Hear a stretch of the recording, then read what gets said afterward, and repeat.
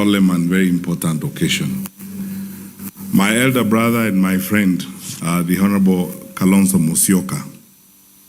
I came here because you called me since Thursday, and even when I wanted to find an excuse not to come last night, you still insisted that it is important I come here so that we can worship together. So for that reason, I thank you because you have given me an opportunity to worship. And thank you, Bishop, for the sermon that you preached. I agree with you. And Bishop, I have faith that by the grace of God, that sea is going to be parted and we will walk across as if it is dry land. I thank my dear brothers, Eugene Wamalwa, JB Muturi, and the others for coming with us. And I'll spend the next 2 minutes in this manner. Apostle, I came here under my, accompanied by my colleagues. I know that because of the pressure of time, and I can see we have many guests, some of them may not be allowed to speak, but I came with my MP. The Honorable Patrick Osero is my member of parliament in my constituency called Borabu. So I came with my MP at this function. He can stand and wave. I also came with an elder brother of mine from Kisii called Honorable Mingo Magara, whom you know, who also leads a party called PDP. I also came with another brother, the Honorable Wakili Kibiriti from Kuria East, which is part of us. I came with Honorable Joe Kigara. This is the MCA of President Uhuru Kenyatta from Keumbu, Gasha, and so on. Thank you so much for coming along. I came with my brother Njuguna Mwangi and my brother John Kamangu. These wonderful people are Jubilee officials and Jubilee leaders in Nairobi, and I love them so much.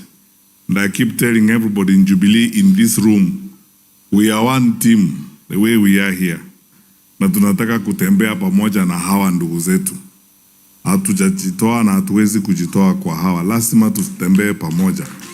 Sababu hakuna vile tutafaulu kama hatuungani sisi wote pamoja. Dr. Juliana Kisimbi, I told her that though you are running in Kibwezi, you are our candidate in Kibwezi, but we will again work with Wiper and travel together in Kibwezi and figure out what we can do. Dr. Sipora Katunga, and finally Wakili Mora from Nairobi. There are many Jubilee leaders in this audience. Youth leaders have seen new faith.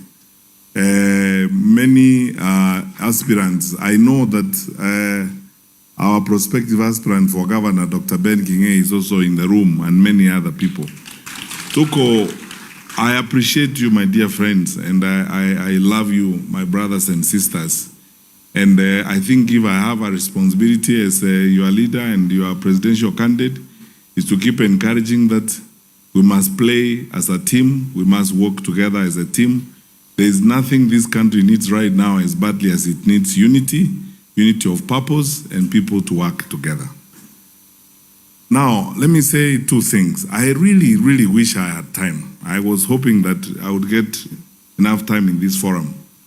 As always, Apostle Musili, I congratulate you. I have been following you from a distance. I've never come close to you. Today, I had the opportunity of shaking your hand and coming close to you. And listening to you for the time that you have spoken to us, it's abundantly clear to me that you are a very deep thinker and a very deep spiritual leader. And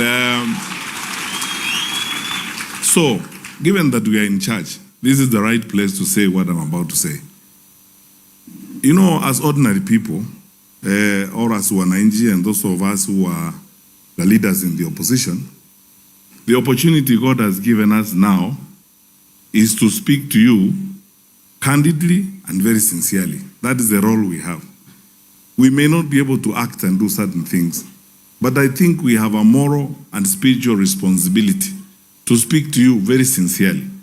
Because if there is any waking nightmare I have in my life, it's that question that we read in the Bible, that God will always ask you questions about responsibilities he gave you, whether they're in your family, whether they're in the flock that you lead, or whether they are amongst your friends, such as these brothers of mine here in the opposition. And the people of Kenya would like to say this very sincerely, and I'm speaking from church, I will speak from the bottom of my heart. We have a date with destiny as a people in this country. I said yesterday, and I want to repeat it again. I had the privilege of serving as the Minister for Security in Kenya for 5 years. And I understand the security sector in this country like the back of my hand. I can tell from what we are seeing that we are actually losing the country to anarchy and we are sliding to chaos. I mean, people may not admit this and so on, but I want to discharge that responsibility by saying this openly and sincerely to you. We are losing the country. We are sliding to chaos as a country. And our leaders, when we say these things, we say them completely sincerely, because we have a stake, all of us, whether you are in government or in the opposition, we have a stake in the country.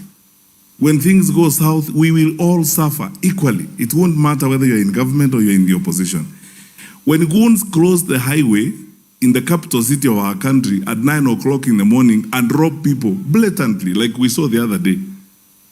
You saw what happened in Keumbu on Friday. Mwananchi leaders driving. There's nothing, they're all crime, just driving in your country. Because that is their country, driving in your country, along the road in your country. And they are stoned. Now, by this morning, 2 people have died as a result of that incident. And the stoning is happening right in the presence of police officers in uniform, across the road from a police station. Do you want to tell me we have a country really? Tunapoteza, we are losing our country. We are sliding to chaos. There are parts of this country, as I speak to you today, you will not go and hold a meeting if you don't pay a group of thugs 200,000 shillings, 100,000 and so on. Crime has been industrialized in our country to an extent that there are structures, who is the commander, who is the leader, and so on and so forth.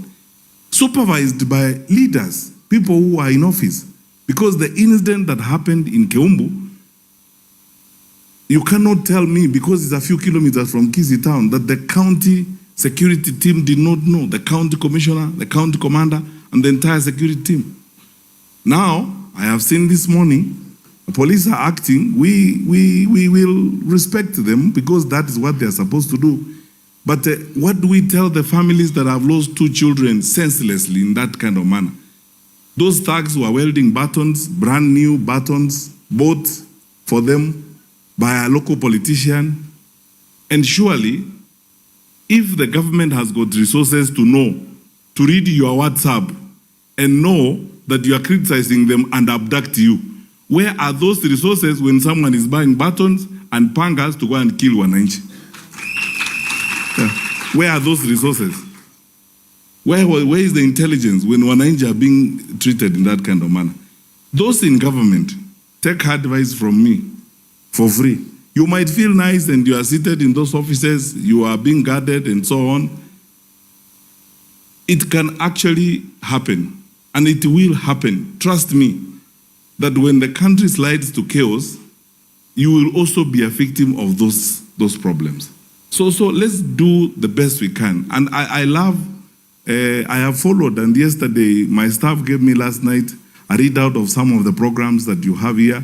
Your deputy apostle who is running a program on Voices of Hope and the planned caravan of peace across the country. Actually, Mheshimiwa Kalonzo, when this church runs that caravan of peace across the country, I am willing to participate, and I hope all of you, my brothers in the opposition, will be willing to work with Pastor Apostle Musili on that caravan of peace. So that we preach peace, we preach reconciliation to our country, living together. Finally, finally, and if I had more time, I would speak on this, but I just want to ask all religious leaders, both those who are here and those who are not here in the country. You have a duty now of trying the best you can to mobilize us and call us back to humanity. Because these senseless killings you are seeing happening here, these abductions and so on, is like actually as a country, we have now entertained a cult that offers human life as sacrifices. There is no difference between those idols that we read in parts of the Bible who offered human sacrifices and how lives are being treated in the circumstances in which we are talking now. Our country has got serious problems. Two things that concern me most in that respect: how hate has become a weapon of political mobilization. Those of us here in the opposition, if we had time to tell you the wars that we go through and the treatment that we have been receiving, even from our fellow citizens who are in government. I was in Korea for a function last week with Kibiriti, where a public institution is ordered to actually deny services to a whole village for several hours, just because I was there and I'm a leader from the opposition. You know, when you get to that kind of situation, the country is sliding to chaos and many other things which we don't want to profile and bore you with this morning. I ask you, my brothers and sisters, one, let's pray for our country and let's pull together. The God who created us wants us to be together. Let us be together, love one another. And sometimes I want to say this to you. Sometimes it ought not to matter whether you are in government or in the opposition. We are Kenyans first and anything else second. So that hatred and that pain with which sometimes we are treated, you know, the government has taken this habit. When you see the things they say, for example, about Kalonzo or something like that, that intense hate, it ought not to be there. Politics is not war, and then the elections are not war, so that we must kill people, injure others, abduct others, so that we can survive. We can still live and operate in this society even after we have competed one with another, focusing as we must on developing this country for our children and our children's children. Lastly, I wish you all the best, Apostle. You are doing a fantastic job. We shouldn't take this for granted. This is not just building the country. This is going far out and very, very far away from just building the country to nourishing our souls, caring for our survival, caring for our future, and caring especially for our spiritual future. May the Lord strengthen your hand for the good work ahead, and may God bless you.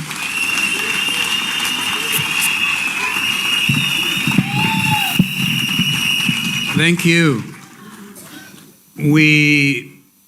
I will also be pointing out the other leaders who are here, because I will not be in a hurry. I will try and stay as long as I can, Apostle, so that we do not derail your fundraising effort to Takatu. But I think it's good you're here